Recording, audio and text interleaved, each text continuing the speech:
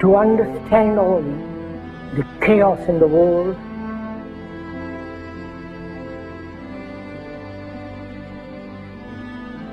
and as we have been programmed, both biologically,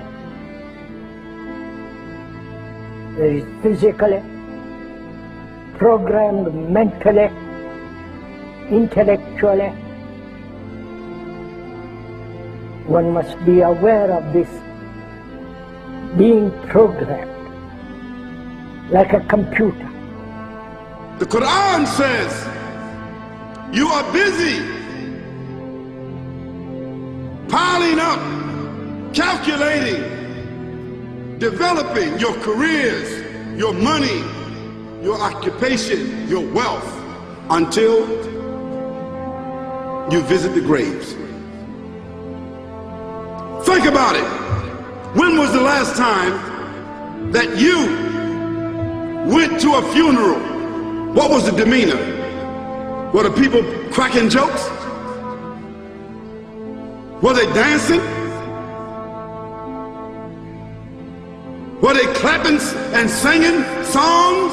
No. Silence. Why? Because every person that walked in that room, seeing that person stretched out, the first thing they thought about was not the person. The first thing they thought about was that one day, this will be me. A crisis which the politicians can never solve, because they are programmed to think in a particular way.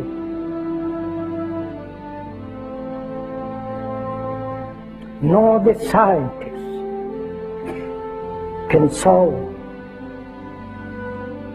or understand the crisis, nor the business world, the world of money. You have meddled with the primal forces of nature, Mr. Beale, and I won't have it. Is that clear? You think you've merely stopped a business deal. That is not the case. The Arabs have taken billions of dollars out of this country, and now they must put it back. It is ebb and flow, tidal gravity. It is ecological balance. You are an old man who thinks in terms of nations and peoples. There are no nations. There are no peoples. There are no Russians. There are no Arabs. There are no third worlds. There is no West. There is only one holistic system of systems. One vast and immane, interwoven, interacting, multivariate, multinational dominion of dollars. Petrodollars, electrodollars, multi-dollars, Reichmarks, rings, rubles, pounds, and shekels. It is the international system of currency which determines the totality of life on this planet. That is the natural order of things today. That is the atomic and subatomic and galactic structure of things today. And you have meddled with the primal forces of nature.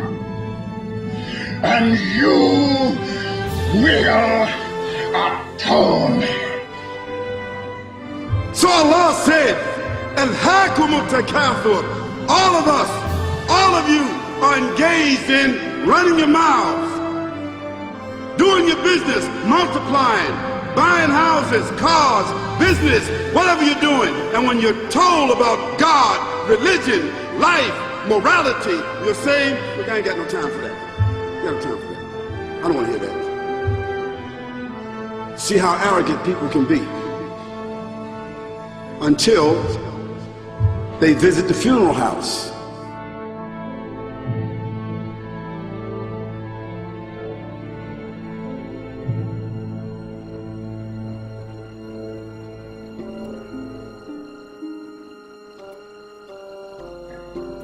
So unless when he is very, very serious, not flippant, not casual, but is concerned with the whole of humanity.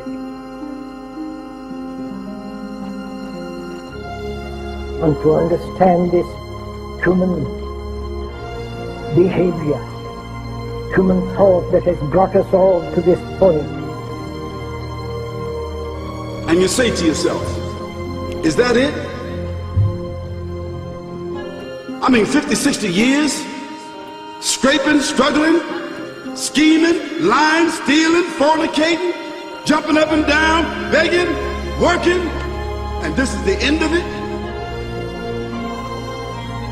I mean, is this what's going to happen to me? Are they going to be dropping me into a hole in the ground? A hole in the ground.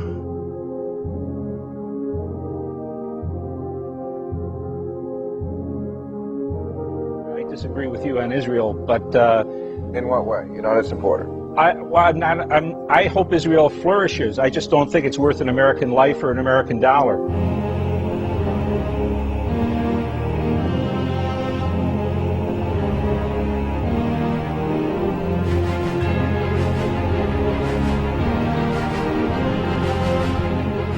What happens in the winter? All the leaves fall off the trees and the earth goes dead. And what happens in the springtime? The water comes, generates the earth again, germinates all over again, new grass, new leaves, new flowers, new fruits. So Allah says, and a sign for them is the dead earth. After that, we give it life. And then you eat the fruits from that. So Allah says, the one who gave you life in the beginning, is he not able to give you life all over again in order to judge you? Yes, certainly. You may want to deny it because you don't want to be judged.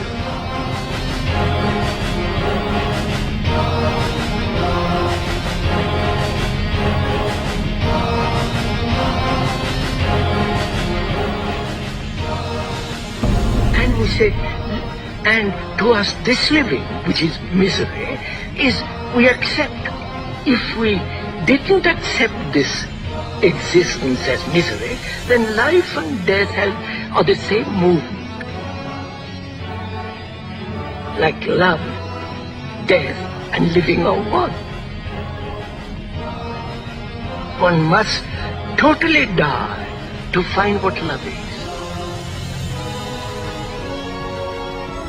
And to go into this question of what is death, what lies beyond death, whether there is reincarnation, whether there is a resurrection, for all that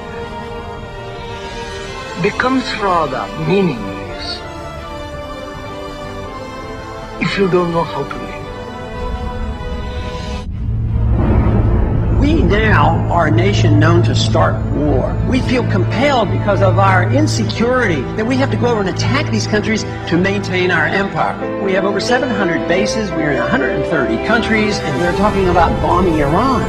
It is such a dramatic change from what is truly American and truly constitutional. I don't want to run the world. The Constitution doesn't give me the authority to run the world. We ought to mind our own business is what we need to do. All this spending overseas, wasted money. This is a continuation of a revolution. It is a peaceful revolution. It's up to you to spread this message around this country. This is an American cause. It's a cause of freedom. There's something going on in this country, and it's big. Spread the message. Thank you. Because there's a reason for humans to go inside the grave. If the Creator wanted to, He could have caused us to live and then disappear into the atmosphere. But He didn't. He caused us to go into another womb called the tomb. You started out in the womb of your mother and you wind up in the womb of the earth called the tomb. The alternative is that civilizations don't last very long, but destroy themselves.